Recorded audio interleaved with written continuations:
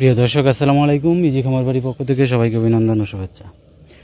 তো বরবটি গাছে এখন স্প্রে করার জন্য আজকে আসলাম।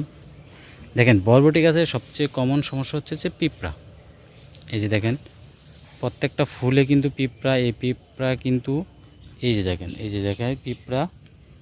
তো এই পিঁপড়াই কিন্তু এই বরবটি গাছগুলিকে নষ্ট করে। তো অ্যাবাটানাম মাছাতে যে বরবটি আসছে, ফুল আসতেছে, যেমন এখানে এই যে দেখেন দুইটা বরবটি আসলো, এখানে ফুল আসতেছে।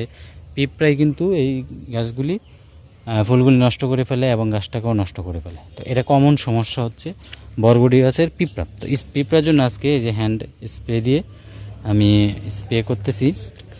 তো কীটনাশক দিচ্ছি। এই যে এখানেও বরবটি, আলহামদুলিল্লাহ বরবটি ধরে গেছে।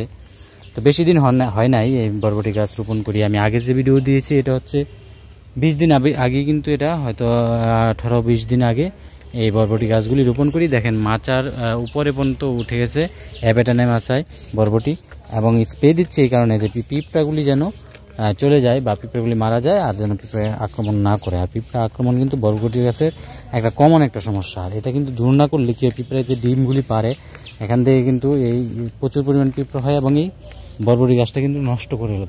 পাতা কিন্তু নষ্ট হয়ে যায়। এই যে পাতাগুলি দেখেন, এই পাতাতে কিন্তু সমস্যা হয়ে গেছে। এখানে আমাদের যদি আমরা স্প্রে না করি তাহলে গাছটা কিন্তু আস্তে আস্তে আস্তে আস্তে নষ্ট হয়ে যাবে। তো এই স্প্রে আমরা যে করব, এই স্প্রেটা আসলে নিয়মিত আমাদের খেয়াল রাখতে হবে। অনেকেই কিন্তু খেয়াল রাখে না। গাছে যদি দেখি যে কোনো পোকায় আক্রমণ করে, কোনো পিঁপড়ায় আক্রমণ করে বা অন্য কোনো সমস্যা হয়, সাথে সাথে কিন্তু আমরা সেটার জন্য কিন্তু আমাদের স্প্রে করতে হবে। যদি এটা না করি তাহলে কিন্তু আমাদের কাঙ্ক্ষিত ফল, যে এই ফলটা কিন্তু আমরা পাবো না।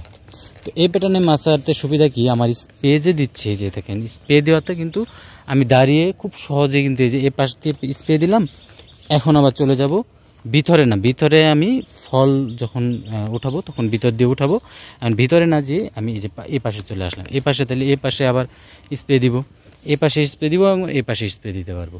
অ্যাবাটানাম মাছ হচ্ছে সুবিধা যে বেটের ফাঁক দিয়ে আমি হেঁটে যাব এবং এই যে স্প্রে বাস আমি খুব সহজেই কিন্তু স্প্রে দিচ্ছি।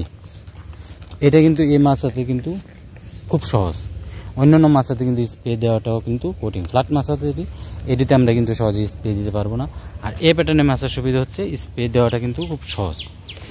এই দেখেন প্রত্যেকটা মাছার যে মধ্যে যে বেডটা, এই বেডের এদিক দিয়ে আমি স্প্রে দিয়ে চলে গেলাম।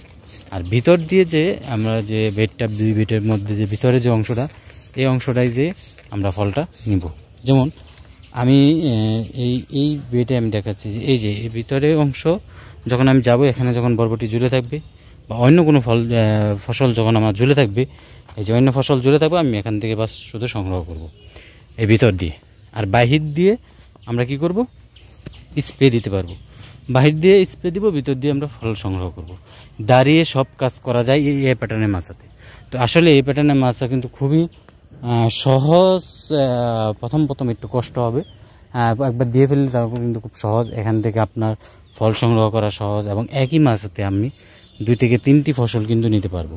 এখন এই বরবটি পরে আমি যদি করলা রোপণ করি বা শসা রোপণ করি, যাই করতে পারবো। করার পরে কিন্তু এই মাছাতেই কিন্তু আমরা এই ফলটা নিব এবং এই বেডেই কিন্তু আমরা আরেকটি ফসল নিতে পারবো। তো এই প্যাটার্নের মাছের সুবিধা হচ্ছে এগুলি, যে আমি একই মাছাতে কয়েকটা ফসল নিতে পারবো এবং একই অল্প জমিতে আমার অধিক পরিমাণে ফলন আসবে এবং অল্প জমিতে অনেকগুলি চারা আমি রোপণ করতে পারবো এবং সহজেই স্প্রে দিতে পারবো। সহজেই কিন্তু ফলটা হারভেস্ট করতে পারবো। যে কোনো সবজি হারভেস্ট খুব সহজেই করতে পারবো।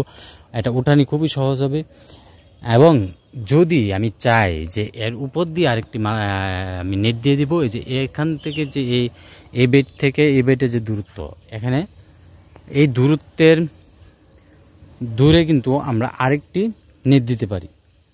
হ্যাঁ, এরপরে দিয়ে যদি আরেকটা নেট দিয়ে দিই তাহলে এইটাতেও কিন্তু ভাবে এই লতগুলি চলে যাবে, যে বরবটিগুলি চলে যাবে এবং এখানেও কিন্তু ফলন আসবে। এটাও কিন্তু করতে পারবো।